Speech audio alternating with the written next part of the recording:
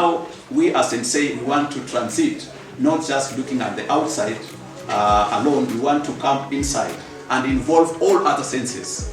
One of the senses that we are going to touch on today is the sense of sound. So we are going to deal with the sound, and that will be sound acoustic and soundscaping.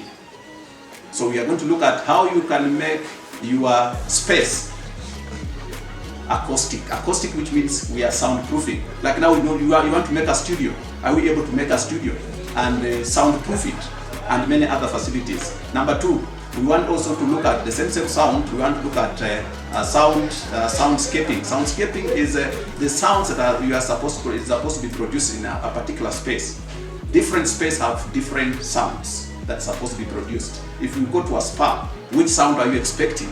If you go to a salon, for example, which sound are you expecting? So those are the areas we want to look at as sound design.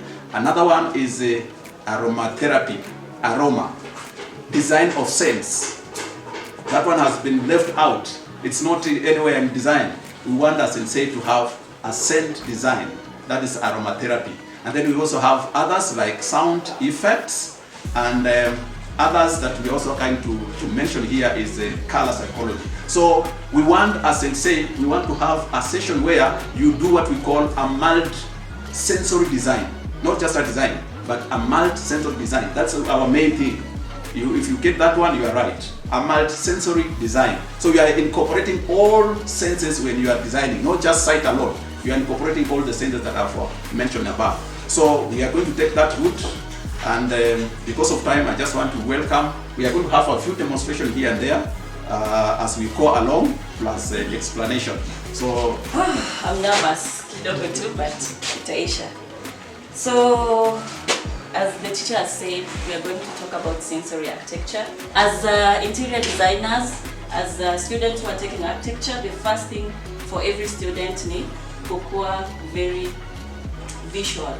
Not even visual, always being, your senses zinakuwa very fast. No. I hope I'm making sense.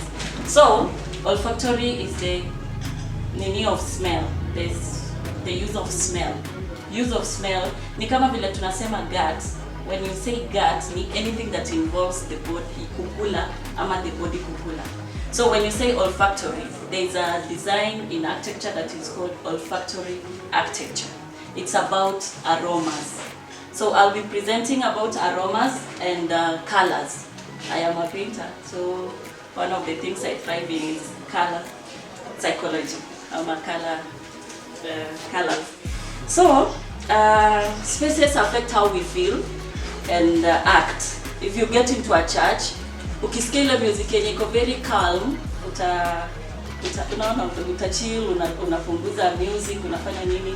Maybe if you go to a spa, unasikia very relaxing music. Apart from even music, I want to use an example of a spa in this presentation, because a spa inakwanga iko na all the senses, iko inclusive kwa architecture, all the senses.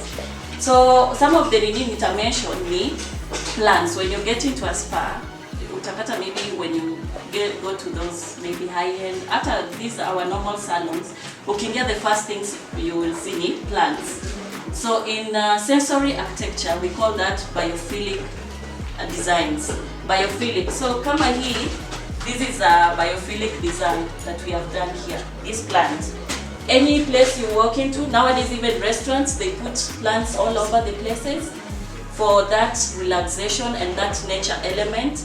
Badala ya kwenda maybe you Karura forest iko very far, you can go to restaurants that have maybe plants so that it gives you that nature feeling. Kwa ukiingia sasa, unaona when it comes to sensory architecture, some of the spaces that have mastered aromatherapy on its own. Aromatherapy is using aromas to invite people, to invite clients into your spaces. Some of the spaces that have mastered these places ni vitu kama hospitals. When you get into a hospital, you will know. When you get into a restaurant, you will know I'm in a restaurant, because they have used that design ya aromatherapy into wameiweka kwa kampeni yao incorporate, thank you so much. Incorporate kwa designs zao. A good example, who has ever gone to Java?